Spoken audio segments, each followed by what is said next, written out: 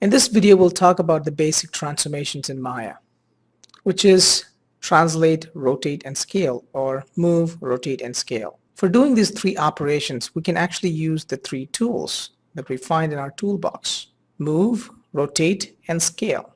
These tools can also be accessed with the help of shortcut keys.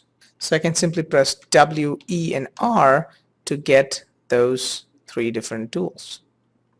Let me create an object first. I'll go to Create, Polygon Primitives, and choose Cube. I can choose the Move tool, and I can move the object from one place to another. We can also do this movement with the help of our channel box.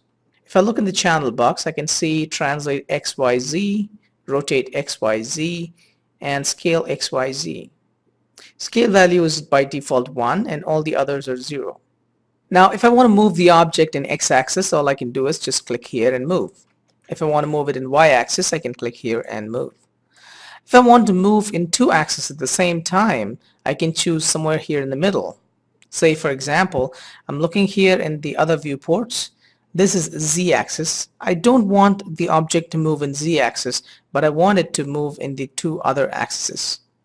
All I can do is just click here and move. Notice that in the top view and in the front view, it's actually moving sidewise, but in the side view, it is moving only up and down. That's because we're constrained the movement to only X and Y axis so that it never moves in Z axis. The same way we can also constrain it to Y and Z axis just by selecting here. So you can see that it's moving left and right in side view, it's moving up and down in top view, and it's moving up and down in front view.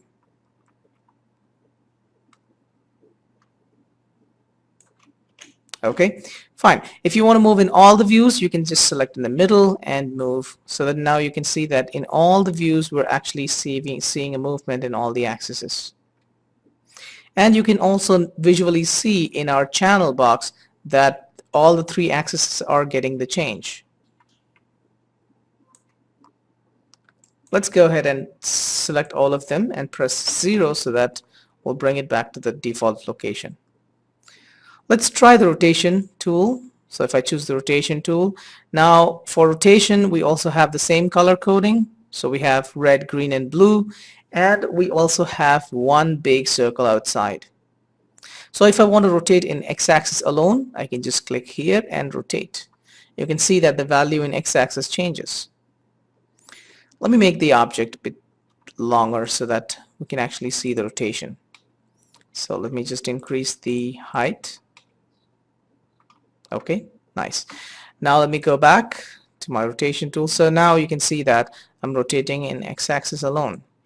I can also rotate in Y-axis and Z-axis.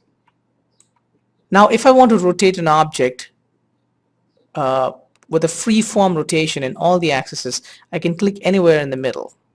Okay, so now I can actually rotate it in all axes with a free-form rotation. But it is always recommended not to do this, because sometimes we might get disoriented about where our object is and what is the rotation value that we have given for certain axis. If you got stuck at any point of time, you can simply select all these three values and give 0 so that it will come back to the original rotation values. So whenever we are rotating, it is always better to choose the axis that you want and just rotate it to the value that you want. We can also enter a manual value here, just let's say 90 degrees. If we want to rotate our object based on the view that we are looking at, that is based on the camera's perspective, we can also use this outer circle. So what this will do is this will actually rotate the object based on the camera's view.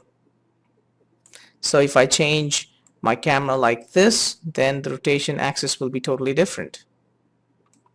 This is not a common thing that you will be using, but just in case if you have a situation where you have to rotate your object based on the camera's perspective, then you can do that. Last but not least, we have the scale tool.